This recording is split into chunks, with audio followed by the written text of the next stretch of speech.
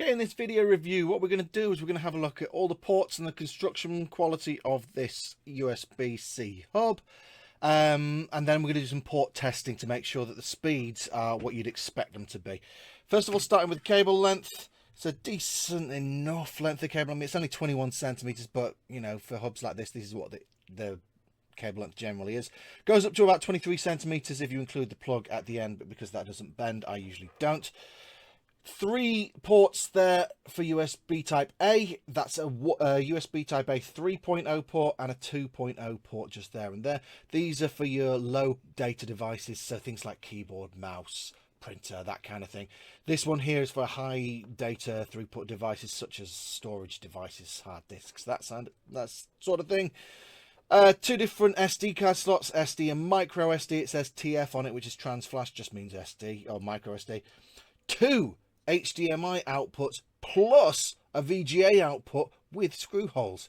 Wow, that's a really decent amount of display outputs. Let's test them out and see how they go. This is a USB-C port for power delivery only, and then you've got a 3.5mm audio output as well. Loads to like about that port selection. Construction quality, it's plastic. It's okay. It's okay, but I just worry that that indicates that the quality of the components inside isn't that great either. We will see. They might have saved money on the casing in order to spend extra on the internals. In my experience, that's generally not the case, but we'll see. We'll see. I'm going to give it a fair crack of the whip. Let's get testing. Okay, we're starting with the micro SD card port. We're expecting, well, 90s if it's good, 20s if it's poor. Let's have a look. Yep, it's a poor SD card reader. So if you're planning on using this for SD transfers, they're going to be slow. They're going to be slow. Okay, let's move on to the next port, shall we? Okay, we are now checking SSD speeds through the USB 3 port. So we're expecting around about 460 for 5 gigabits a second. Yep, there you go, 464. So it's a fair port as well. Working absolutely fine. I will say that I did try this hub with a USB-C extension cable to begin with. Didn't like that at all. So if you are planning on extending the cable, you may run into difficulties. Okay, let's move on. As you can hopefully see, I'm testing the power delivery now. I've got a power delivery cable coming in here and it's coming through here. This power bank is useful because it has a nice big display on it, so you can see how many volts and amps are being delivered. It's an 18 watt max and it's currently delivering around about 17.5 watts. It was around about 17.7 watts when this cable was plugged directly in, so 17.5 watts really isn't much loss at all. So yeah, some of the ports here are actually completely fine. It was just that SD card reader that was a little bit slow. And you can't really see the results of this, but I've got my phone here connected up through the hub and then just testing out that VGA port. It's working absolutely fine on my monitor just over there. Yes, so VGA port works absolutely fine. I'll test the HDMI ports, but as I'm sure you can appreciate, there really isn't a huge amount that I can show you on camera here because it's all on the monitors elsewhere. But I'll let you know in the written review how it performs. So overall, you know what? It's a cheap plastic monitor that actually does quite a lot for the money. It's a shame the SD card reader is so slow, but the rest of it seems to be fine. I might be concerned a little bit about how durable it is, given the quality of the components, but in terms of what it can actually do, you know, 2 HDMI outs and 1 VGA out, yeah, really good. Just be aware, if you're intending to use this with something like a Mac or something like that, you're not going to get a different display from each of your HDMI ports and VGA. It'll all be mirrored. If you're using a Windows PC, then you'll be able to show something different on each one. It's just a quirk of the way that Apple and Windows do things differently. Yo tout le monde, je vais donner mon avis sur les Lemorele Hub 10 en 1. Donc comme vous pouvez le voir, j'ai branché mon Mac grâce au HDMI sur un moniteur. Et comme vous pouvez le voir, ça fonctionne très bien, très fluide. Franchement, mon avis, il est très sincère. Et j'ai branché aussi une clé USB, donc sur l'USB 2.0.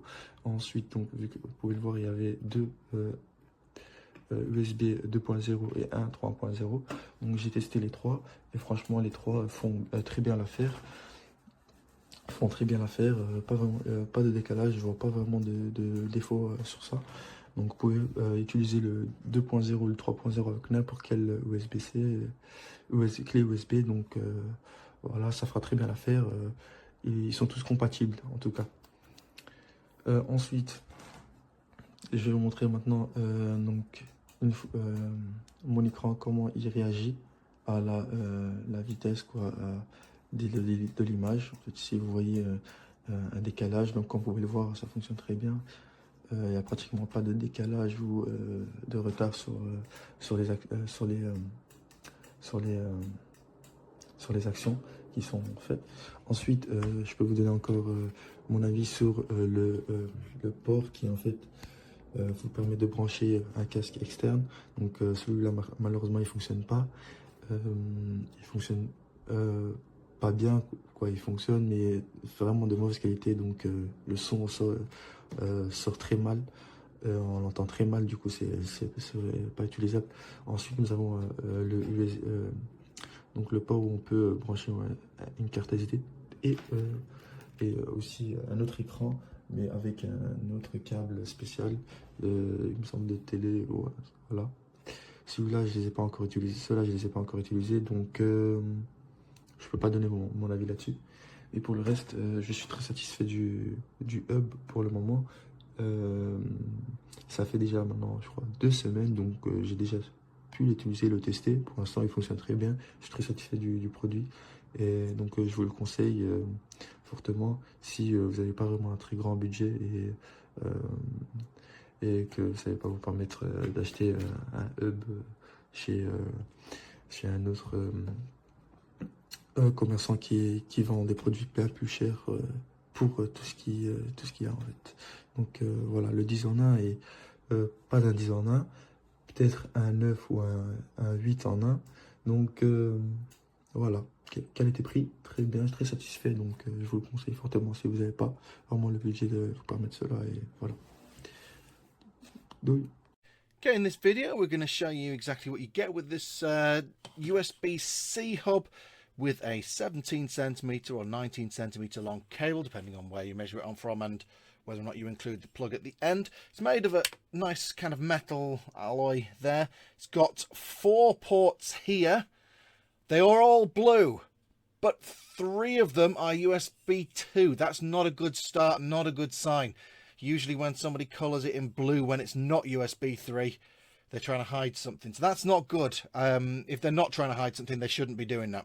1 USB 3 port, we will check the speed of that. You've also got an HDMI port there, power delivery there, and then HDMI again there at the end, just there. So 2 HDMI ports available there. Yeah, let's test those port speeds. So as you can see here, we're testing the USB 3.0 port speed. We're using an SSD, 10 gigabits a second SSD, so there should be no bottleneck there. It's taken a long time to create the test file. That's not a good start. Well, it has eventually come to the test file, and I'm going to say that I actually accidentally plugged it into one of the USB 2 ports because they're coloured blue. So that's why we're getting USB 2 speeds here of just under 40 megabytes a second. Again, I'm not pleased with that deception. I think it's poor. Okay, so we're now testing the USB 3 port. We're expecting much higher speeds, around 460 megabytes a second.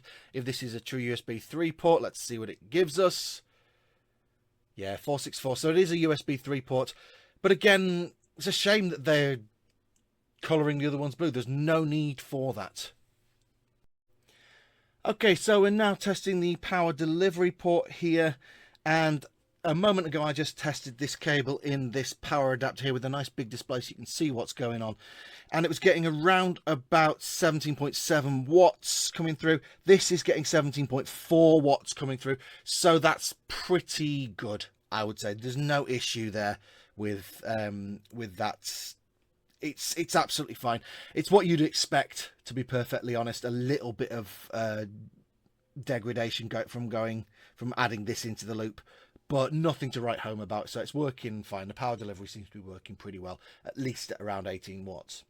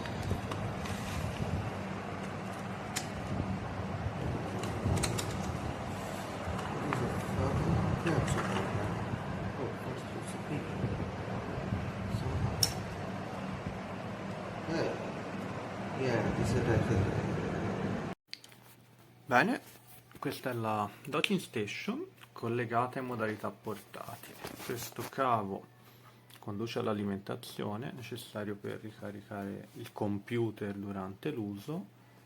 Qua c'è il mouse e la tastiera che sono collegati. Faccio vedere velocemente qua. Il mouse sta funzionando, l'identificazione degli schermi 1, 2, 3 è coerente con quello che deve essere. Possibile trasferire lo schermo da uno all'altro. Utilizzo un setup diverso, ma in questo caso per il livello dimostrativo ho messo questo. Faccio vedere che anche la tastiera funziona perfettamente.